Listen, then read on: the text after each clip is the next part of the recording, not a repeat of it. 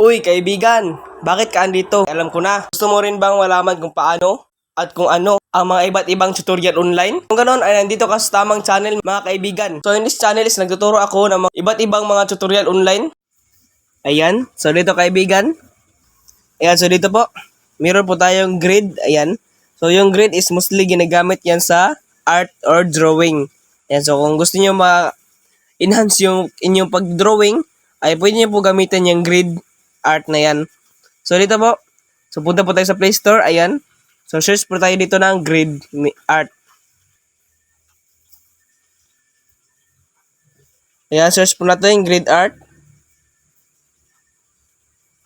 At ito na po yung lalabas, ayan. May dalawang grid dito. Ayan, so yan po, pili lang po kayo dyan sa dalawa. Ayan. So pwede rin naman po grid lang.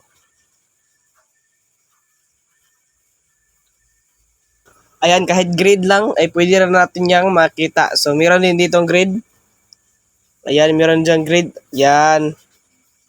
So, back muna tayo. Ayan, tap po natin itong grid art. Ayan, so dito po sa grid. Ayan.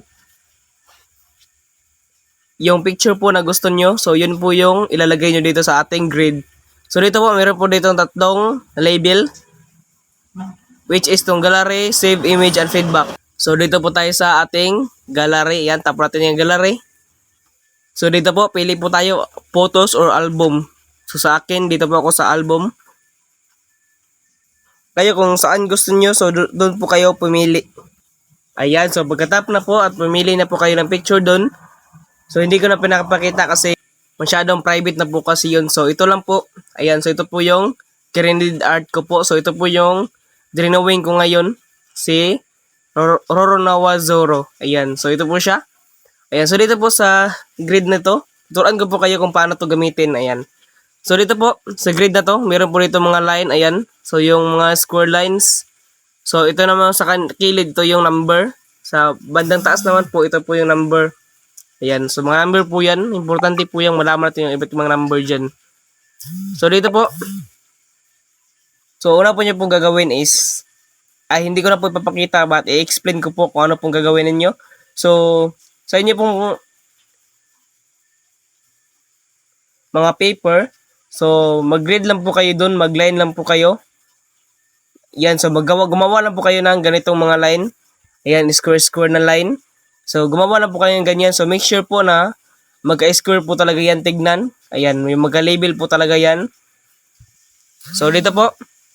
Then, pagkatapos po is, dito, bilangin nyo po yung bawat line na po yan is bilangin nyo po yung sa inyong paper. Ayan, bilangin nyo po yan. So, kapag umabot na po ng, for example, ito, 7. Ayan, 7. At saka 8. Dito, 8. So, dito po yung 8 na yan. So, sa bandang side na po yung 8. And then, dito po, bilangin nyo po dito sa baba. Ayan, sa pababa, bilangin nyo po bawat line. At kung ano po yung line na nakalagay doon po sa inyong bond paper. So, for example, so mostly sa paper sa A4 is nakalagay po is 18. 18 yung horizontal po. Ayan. At saka yung vertical naman po is 24 mostly sa sa A4 na paper. So, yung result po niyan is ito po siya. Ayan, naka-square po siya. Yung result po, tingnan niyo po. Ayan, so naka-square po yung result niya. Ayan. So, yan. Tingnan niyo po. Ayan. So, pwede niyo po palitan dito ng colors.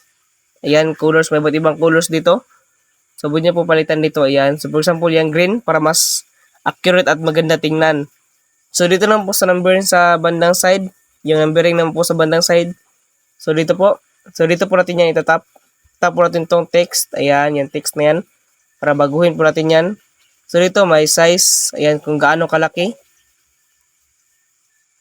At dito naman po yung colors. Ayan, yung mga colors. Text color. So, for example, yung color po ng number. At saka yung stroke. Color po kung gaano ko baka lapad yung stroke ng ating numbers. Ayan. So, dito po, for example, buluran po natin. So, lagay lang po natin sa green. Ayan. So, dito po, lagay po natin sa green. Ayan. Ayan, check. So, ito na po siya. Ayan. So, nag-color green na po yung ating number. So, laki-lakihan lang natin. yung size. Ayan, so laki-laki na natin yung size. So, ito po siya. So, nakikita na po natin. Ayan, so ganito lang po. So, yun, pwede niya po na i-trace yung bawat sulok po nito.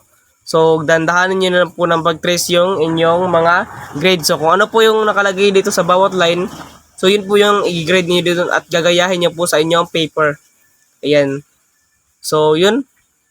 At saka ito naman po, ito siya, yung thickness na yan. Thickness po, so meaning po is yung kanipisin na o kabaga ng ating mga lines. So, for example, yan. So, pinaka malapad. Yan. So, dito na po sa, yan, edges lang natin. Ayan. So, ito po yung pinaka nipis na po. Ayan. Pinaka maliit na parte. So, ito po yung mostly ginagamit ko kasi hindi po siya nakakapag bulabog ng, yung drawing nyo po.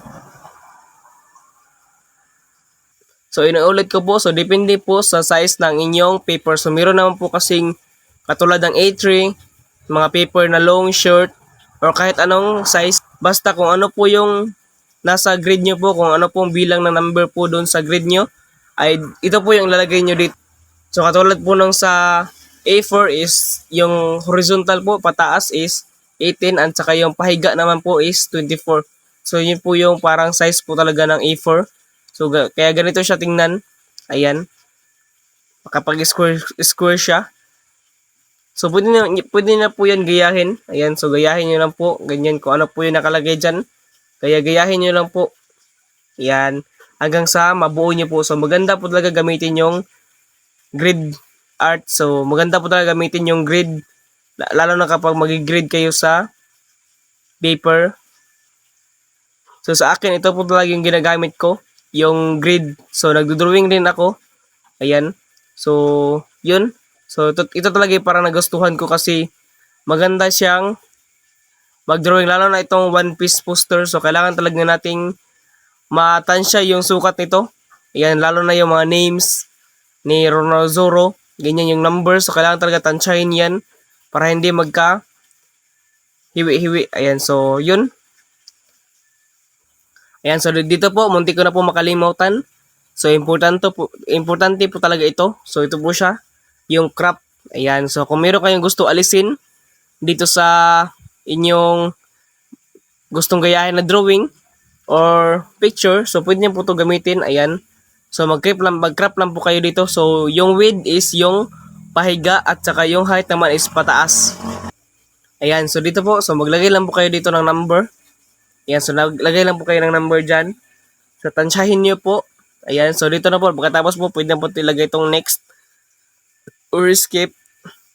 So, kapag hindi nyo naman gusto, pwede rin kayo mag-dismiss. Ayan. So, dito po. Ayan, so ito na po gagawin natin dito. So, meron naman pong iba dito na medyo may alam na dito sa grid art, kaya hindi na kayo mahirapan gamitin ito. So, recommend ko talaga ito sa inyong apps kasi madali siyang gamitin. Sa hindi siya hassle at maliit lang po yung ads na nakalagay dito sa apps na to. Ayan, kung gusto niyo naman po ng full tutorial dito, yung meron talaga akong i-tutorial sa paper, kung paano talaga gamitin yung grid, yung paano yung pagsukat na grid sa paper. So, comment lang kayo dyan sa baba below. Ayan, gagawin ko po yan ng video kapag gusto niyo po. Ayan, so dito po, ayan, gayahin na po natin yan. Kung ano po yung nakalagay dyan. Dito po. At kung sa tingin niyo po okay na po, so pwede na po natin yung i-save. So dito po sa pag-save, ayan, tap lang po natin to. Kung saan po natin i-save, ayan. Tap lang po natin yan. Yan, saving na po siya. At dito lang po, ito lang po yung ads niya. Napakaliit lang po, so normal lang po ito kasi dito po sila kumikita.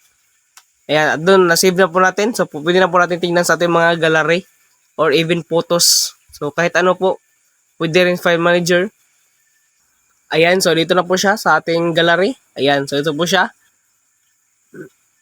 So yun, na-save na po natin at pwede na po natin gayahin. Ayan. So mas maganda talaga i-save natin kasi mas mapadali yung gagawin natin. So wala siyang kahirap-hirap kasi naman dun sa grid art. Mababago po kasi yung texture dun. So dito, kapag ma-save na natin is hindi na po yan mababago. So ito na po, yan. Ayan. Kung sa tingin niyo po is nakatulong ako dito sa ating tutorial ngayon. So, I hope is nakatulong po ako. So, thank you po talaga sa panonood and don't forget to like and subscribe para malaman ko po yung mga kung sino-sino po yung natulungan ko dito. At thank you po talaga sa panonood. At tinulit ko po, kung gusto niyo po turuan ng full tutorial nito, ay comment down below lang po. Ayan, so thank you po sa panonood and God bless. So this is the end of our video. Ayan, kung adito ka pa rin hanggang ngayon mga kaibigan, ay alam ko nagustuhan mo itong video, kaya I hope nakatulong to sa inyo mga kaibigan. Ayan, sa little video natin yung tutorial at ngayon. Ay kung nagustuhan nyo ito mga kaibigan at nakatulong to sa inyo, ay tulungan nyo rin ako mga kaibigan. Kaya please subscribe and like my YouTube channel. Ayan. So, para lahat tayo ay lumago. Ayan. So, thank you. Enjoy and God bless.